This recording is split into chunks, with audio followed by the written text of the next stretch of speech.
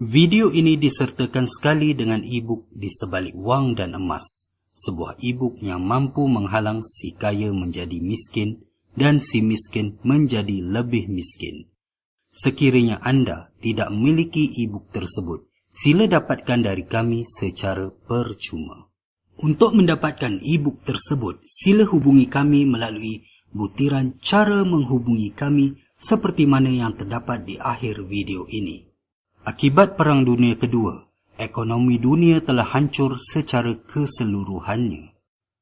Pada tahun 1944, 730 delegasi dari 44 buah negara telah berkumpul di Hotel Mount Washington di Bretton Woods untuk membincangkan cara memulihkan kembali ekonomi dunia.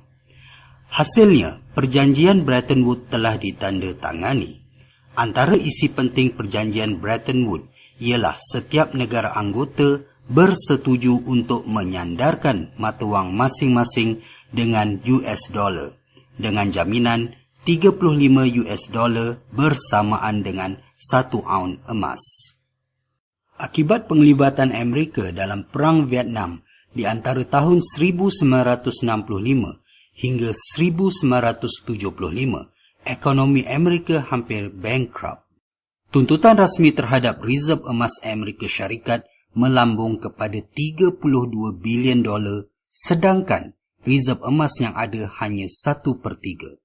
Bank pusat negara lain memeras ugut Amerika Syarikat dengan cara menebus pegangan dolar Amerika masing-masing.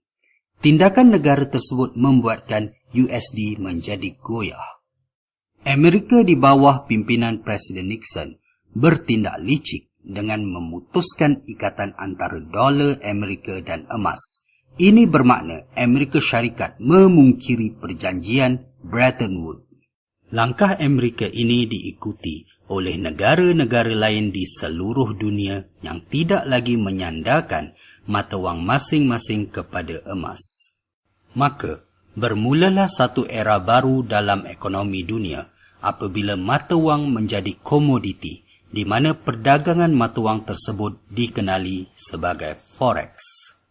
Antara kesan utama apabila mata wang yang tidak disandarkan kepada emas ialah mata wang tersebut menanggung inflasi. Inflasi membuatkan mata wang menjadi semakin lama semakin tidak bernilai. Kita ambil karipap sebagai contoh.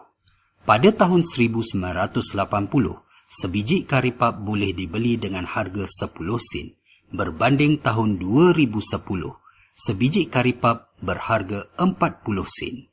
Kesimpulannya, kenaikan harga karipap dari tahun 1980 hingga 2010 ialah 300%. Tegasnya, jumlah wang yang sama tidak mampu membeli jumlah barang yang sama pada masa hadapan. Inflasi ini membuatkan orang kaya menjadi miskin dan orang miskin bertambah miskin.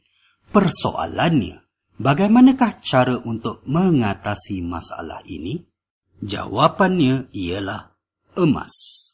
Cuba kita lihat harga emas dari tahun 70-an hingga tahun 2011. Harga emas sebelum tahun 1971 adalah sekitar $35 1 ounce.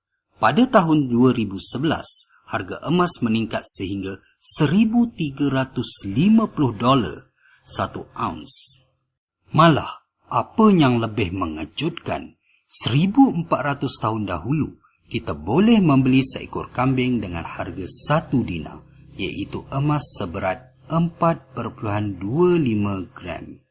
Dan pada hari ini, tahun 2015, harga seekor kambing masih berharga 1 dinar, iaitu sekitar 700 hingga 800 ringgit Malaysia. Kesimpulannya, emas tiada inflasi walau sudah berlalu 1,400 tahun. Untuk mengetahui lebih jelas lagi berkenaan perkara ini, sila merujuk kepada e-book Di Sebalik Wang dan Emas, sebuah e-book yang mampu menghalang si kaya menjadi miskin dan si miskin menjadi lebih miskin.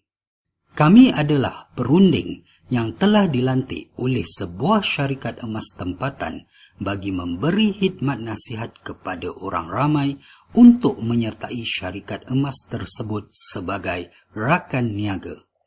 Antara faedah yang anda akan perolehi sebagai rakan niaga syarikat emas tersebut ialah berpeluang memiliki pendapatan tanpa batas, iaitu kebebasan kewangan tanpa perlu menjual, tanpa perlu melabur dalam sebarang skim pelaburan dan tanpa perlu membuat promosi tajaan.